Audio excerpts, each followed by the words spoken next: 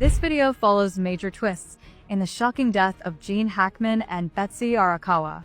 It is discovered that Betsy didn't die on the day the investigators first laid out. Hackman also did not list his kids in his will, and his wife, who he planned to give his $80 million estate to, is now dead. Crime Tracker.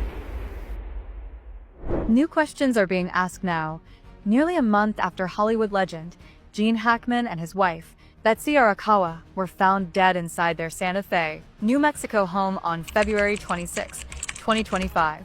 Police deputies found the couple dead inside their home, and one of their dogs was also found dead in a confined space. Arakawa was in the bathroom and appeared to have fallen suddenly because there was a space heater on the ground with her that looked like it had also fallen. Pills were scattered all over the counter. 95-year-old Hackman was found dead in a mudrow with sunglasses, and a walking cane nearby.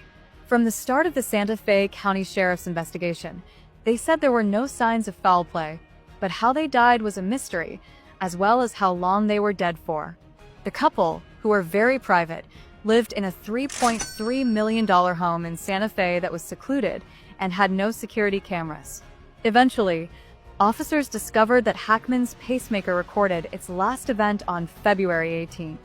The medical examiner said that Hackman had died of a combination of cardiovascular disease and Alzheimer's.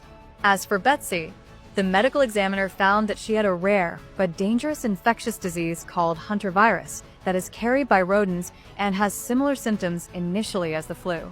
The Department of Health in New Mexico says there have only been 156 cases of this infection in the last 50 years, but more than 40% of those cases are fatal. Listen to what Santa Fe's sheriff said on March 7th about Betsy Arakawa's death.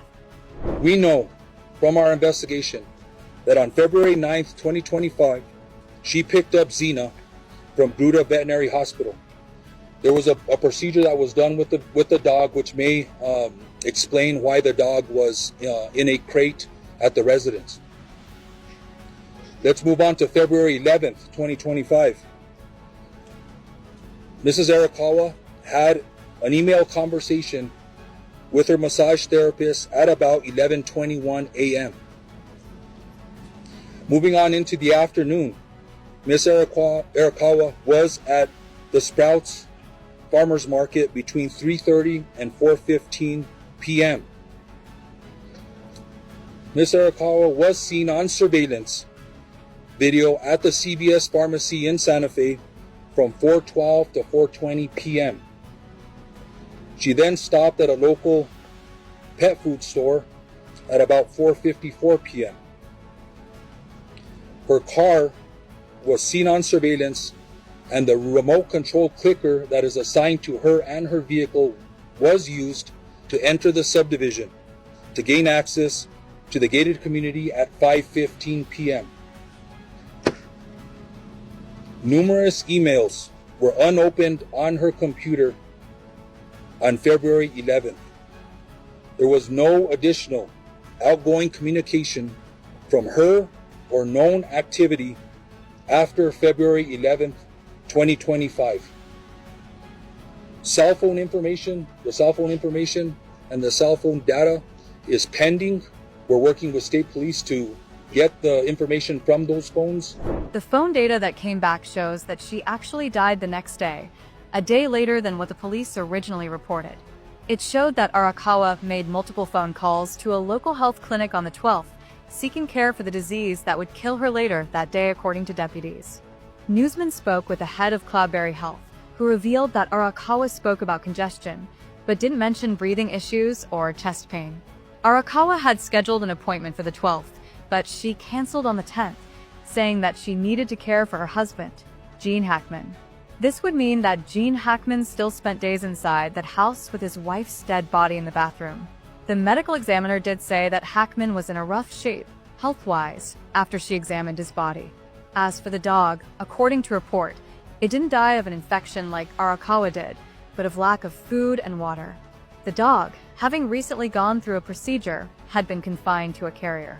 The couple had 2 other dogs that were found alive on the property, and they have been reportedly taken to a local shelter for care. The question now arises about what would happen to Gene Hackman's estate. one that's been built up over a career span of 40 years.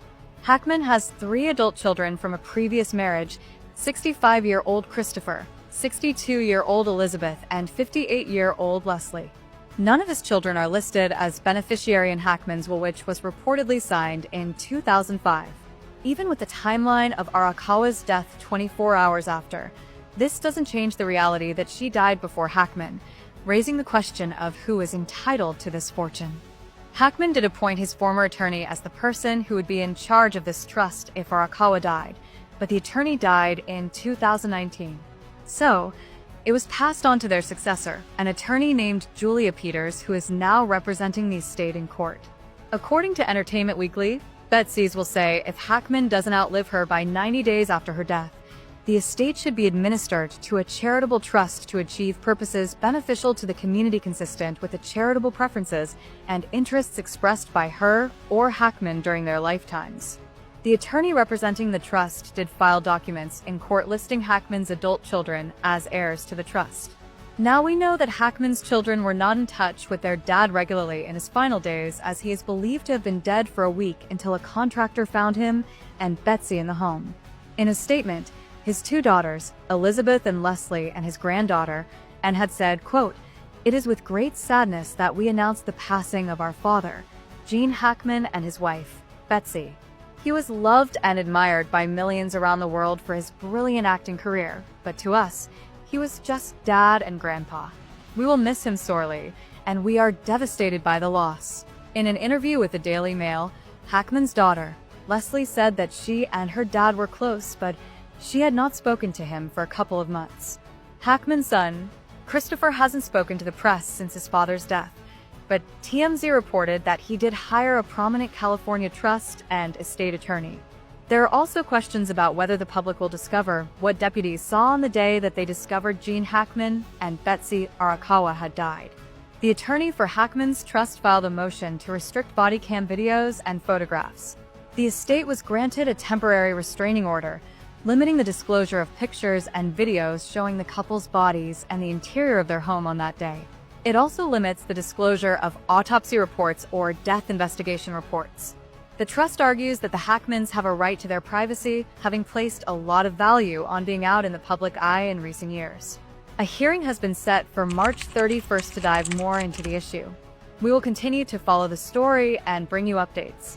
Please support us by subscribing to this channel, like, comment, share, and turn on post notifications. See you on the next one.